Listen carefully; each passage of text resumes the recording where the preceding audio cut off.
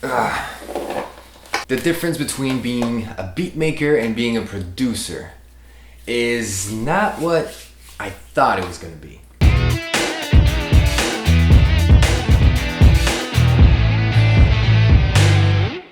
Yo, Eric Dubois with EDPbeats.com, and as you might know, January 1st, 2020, I decided to become a producer instead of just a beat maker, and focused all of 2020 to just produce artists. And it's been crazy. Producing is so much more work than just being a beat maker. Nothing wrong about just being a beat maker. I love making beats, and I can make 10 a day if I just sit down and go for it. But producing is an entirely different career. It's an entirely different way of working. It's so much more intense than making beats, and I love it. It's just so much better. So this is just gonna be a chat about what I've learned since January 2020 to now. We are in October 2020 on just producing, and what's been hard and what's been easy. So there's no structure in this video or anything like that, so I'm sorry, but I'll try to keep it nice and focused.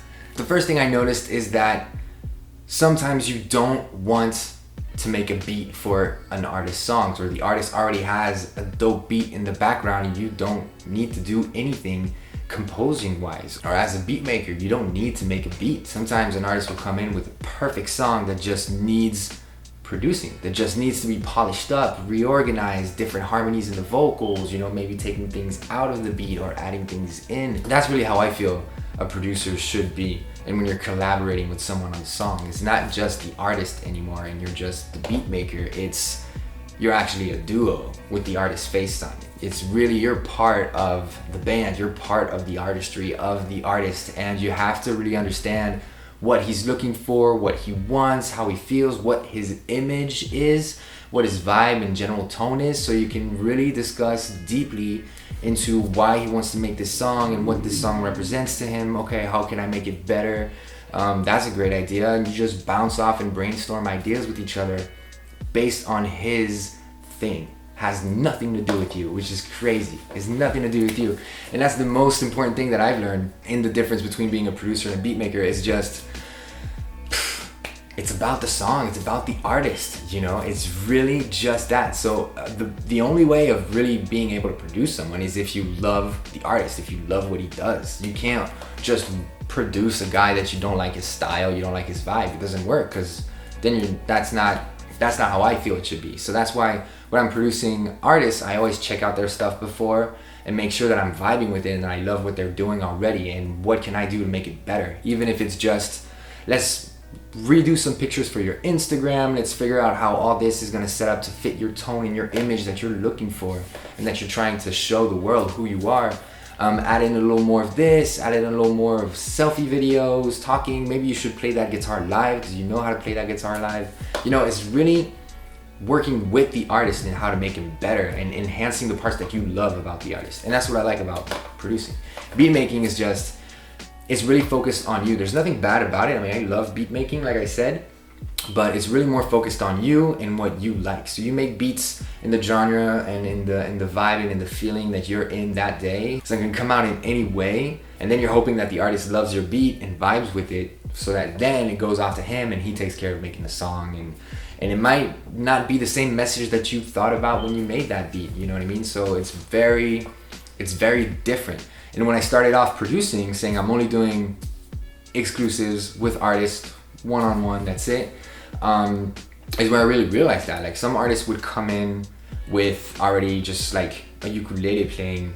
They wrote a song on a ukulele, and I'm like, well, that's crazy. I don't want to do anything on it. I mean, we should just do an acoustic version of that, just you playing the ukulele, record you, and have that song done. It's gonna sound amazing. Man, it's so different. But all that focus that you're putting on the artist, it really takes out a lot of energy and a lot of time, because it's intense, because it's not, I don't charge the hour. So when you're producing, you shouldn't be charged. I don't think you should charge the hour. It should be by the project, because you're working on a project. You're not a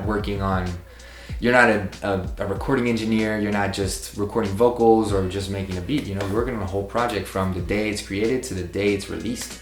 So it's a lot of time on the phone, you know, trying to talk to the artist, figuring out where he's at, how to organize the Instagram release date, you know, what should be the cover art, what kind of marketing ideas we can go behind it, you know, maybe we should do a live video on the beach before, you know, maybe we should do a behind the beat or behind the scenes. You know, it's really just brainstorming on how you can get his artistry up.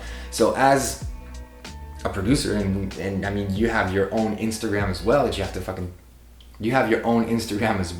to take care of and think about content and think about posting and all that kind of stuff. So you're doing twice the work because you're doing your stuff, and at the same time you have to think as if the artist is your Instagram profile, you know. And that's why it's so important to really have a good vibe with the producer or with the artist, because if you're not friends, if you don't like each other, if you don't have the same opinions, same ideas, how can you be so close and how can you work so much together on one song? That's kind of hard. So that's why it's very important for me to at least get to know the artist before and kind of just vibe with them and see what's up. Some artists think that a producer is just a recording engineer. So like they have the song all ready to go, they just want to record vocals and done.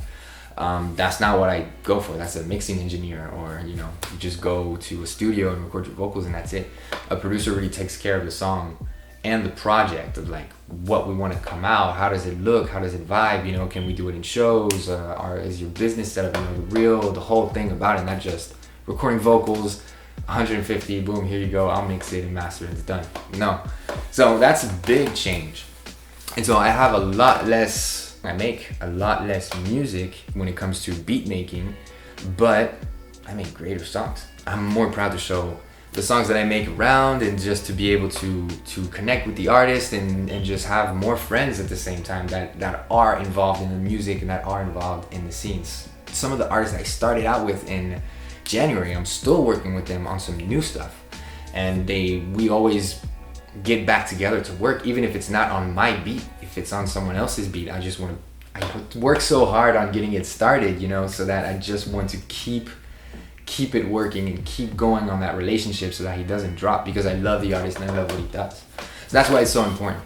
Those are my big differences between beat making and producing, and I find it way more positive than just beat making. I mean, much more fulfilling. It's a little bit more stressful because sometimes you don't have the same opinions and you kind of butt heads on things, but you just gotta go through it, especially for artwork, or when it comes to Instagram content, or when it comes even to vocal producing. Like, I think you should put like that fifth harmony in there was just sounded great, and you don't like it, or vice versa. I think it should be raw. You know, that's where you have to come and discuss, and that's where the artist is 51% of the relationship, and then you're 49%, because it is the artist in the end. But so he will always have the final word.